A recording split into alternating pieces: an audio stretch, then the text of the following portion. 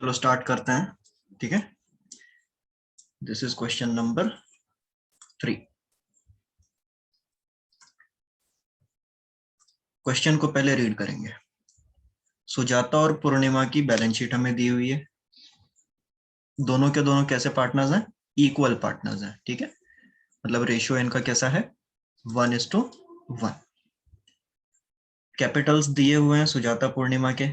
Liability के नाम पर इनके पास क्रेडिटर्स और बिल्स पेएबल है। असेट्स में इतनी चीजें हैं इनके पास में। ठीक है, 1 अप्रैल 2018 Aparna joins the firm as a third partner for 1/5 share of future profits on the following terms and conditions।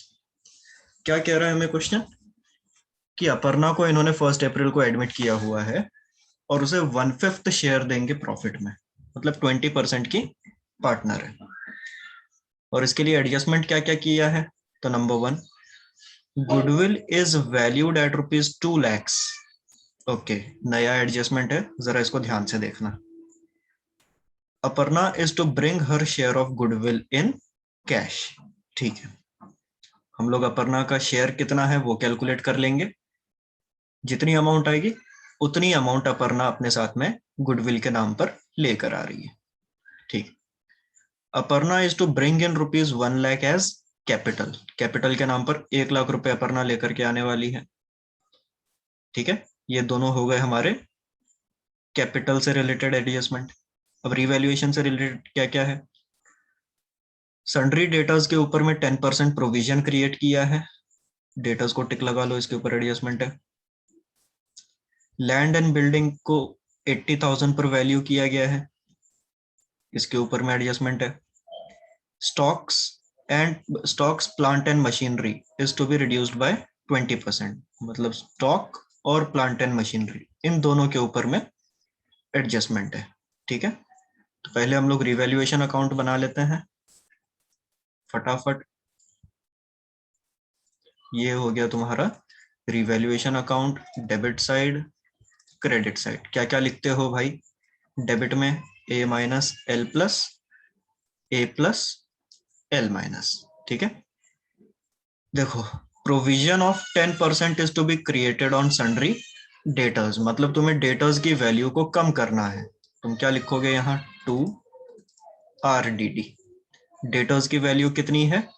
26,000 है। ठीक है, 26,000 का 10% कितना हुआ? 2,600। ओके, ये एडजस्टमेंट हमारा हो गया।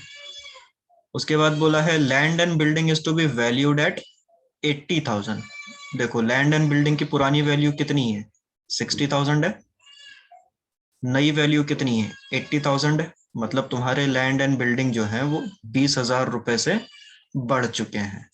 तो क्रेडिट साइड का यूज करेंगे, बाय लैंड एंड बिल्डिंग 20,000। ठीक है, ये एडजस्टमेंट भी खत्म हो गया। उसके बाद कहता है कि stocks plant and machinery in दोनों को 20% से कम करना है। कम करने के लिए हम लोग डेबिट साइड पर आ जाएंगे। सबसे पहले स्टॉक को कम करो। स्टॉक की वैल्यू कितनी है? 40,000 है। 40,000 का 20% कितना होगा?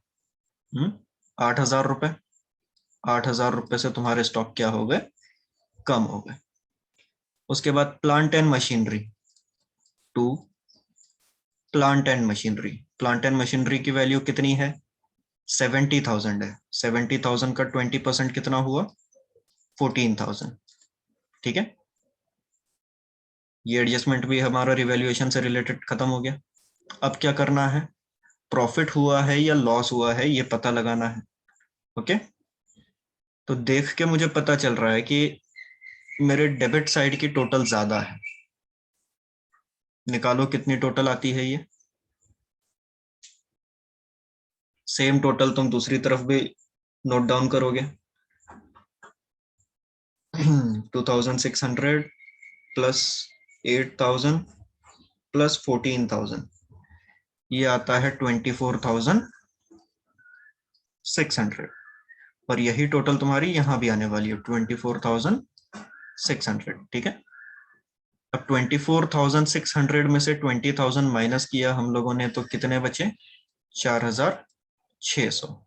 अब ये 4,600 क्या है तुम्हारा? ये है तुम्हारा रीवैल्यूएशन का लॉस। ठीक है, सुजाता और पूर्णिमा के हिस्से में कितना कितना लॉस आया? तो रेशियो क्या था इनका? 1:1।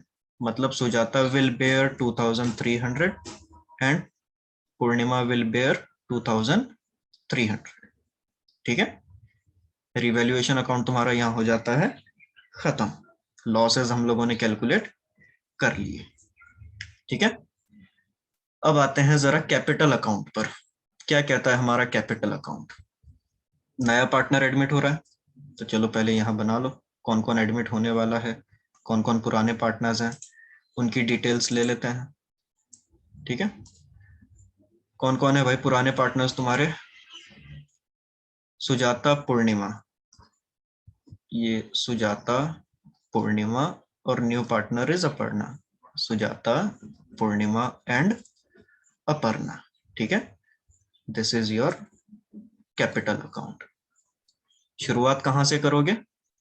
क्रेडिट साइड से करोगे, ओपनिंग बैलेंसेस पोस्ट करके। By balance brought down. Sujata का ओपनिंग बैलेंस कितना है? 1,00,000। पूर्णिमा का कितना है? 1,40,000। सुजाता 1,00,000, पूर्णिमा 1,40,000। ठीक है, अब तुरंत क्या करो इसके बाद में? रिवैल्यूएशन लॉस जो आया हुआ है इसे कैपिटल अकाउंट में दिखा दो। तो देखो, जब प्रॉफिट होता है तो तुम उसे क्रेडिट साइड पर दिखाते हो, क्योंकि वो कैपिटल की वैल्यू को बढ़ा देता है। जब नुकसान होगा तो उसे तुम डेबिट साइड पर दिखाओगे, क्योंकि उतने अमाउंट से कैपिटल बैलेंसेस कम हो जाएंगे। टू रिवैल्यूएशन अकाउंट किस बात के लिए भाई? तो लॉस के लिए।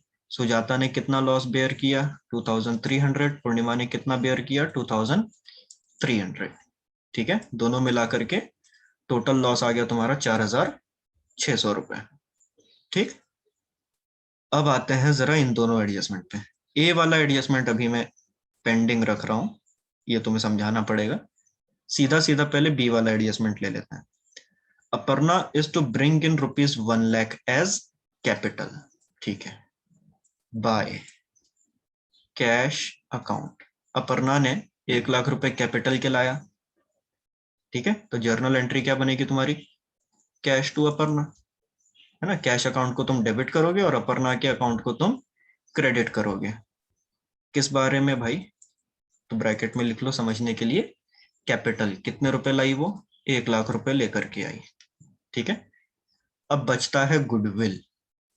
गुडविल के लिए क्या सेंटेंस इन्होंने यूज किया है? देखो, goodwill is valued at ₹2,00,000। Aparna is to bring her share of goodwill in cash.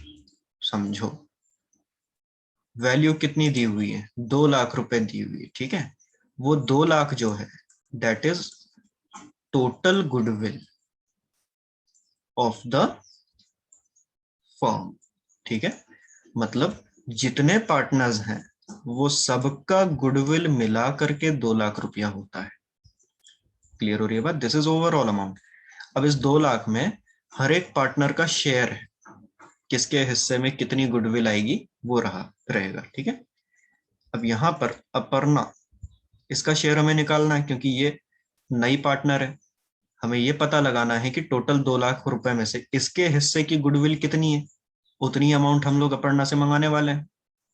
ठीक है, तो अपर्णाज शेयर ऑफ गुडविल कैसे निकलेगा? Is equal to total goodwill कितनी है तुम्हारी? 2,00,000 रुपए है, मल्टीप्लाई बाय अपर्णा का शेयर कितना है? 1/5। ठीक है, मल्टीप्लाई बाय 1/5।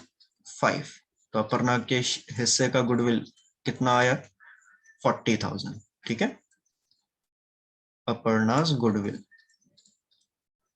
इसका मतलब ये हुआ कि जब हम लोग अपर्णा को एडमिट करेंगे एज पार्टनर तो उससे 1,00,000 रुपया कैपिटल का मंगाएंगे, जो कि हम लोगों ने कैपिटल अकाउंट में दिखा दिया। और गुडविल का कितना रुपया मंगाएंगे? 40,000 रुपया मंगाएंगे। ठीक है, मतलब ओवरऑल वो 1,40,000 रुपए लेकर के आएगी अपने साथ में। ठीक, अब ये तो हमने एंट्री पास कर दी कैपिटल वाली, बची कौन सी है? सिर्फ गुडविल की। तो वापस से एक बार नीचे बाय कैश अकाउंट, ठीक है, किस नाम से, तो गुडविल के नाम से। कितने रुपए, 40,000। Got it.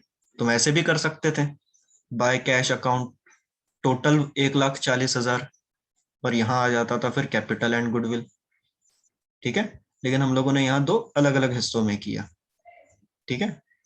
अब देखो अपर्णा ने ये 40,000 रुपए तो इंट्रोड्यूस कर दिए, किस नाम से किए, गुडविल के नाम से किए।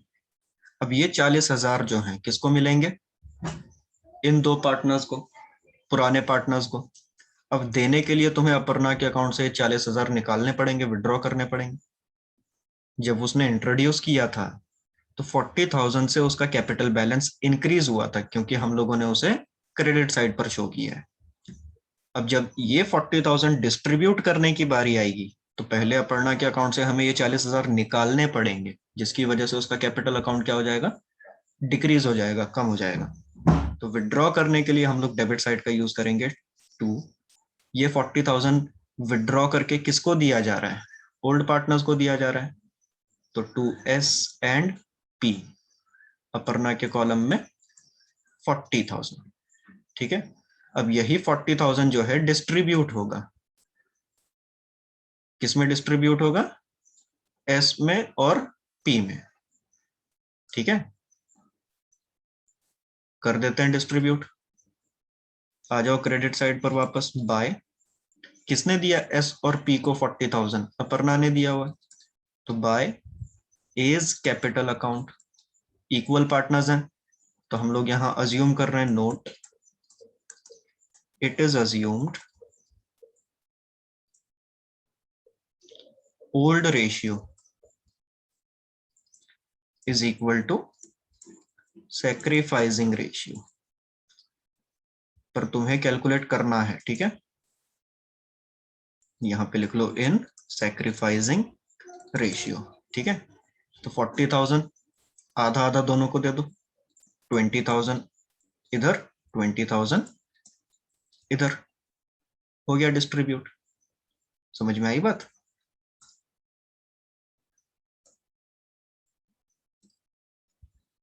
क्लियर हुआ कि नहीं। देखो हुआ क्या है एक्चुअल में, ये जो 40,000 है ये हमने विथड्रॉ किया डेबिट साइड से, फिर इसी 40,000 को हमने डिस्ट्रीब्यूट किया ओल्ड पार्टनर्स में।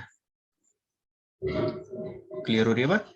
यूं समझ लो कि इसकी जेब में 1,40,000 रुपए हैं, जिसमें से 1,00,000 उसके हैं, 40,000 पुराने पार्टनर्स के हैं।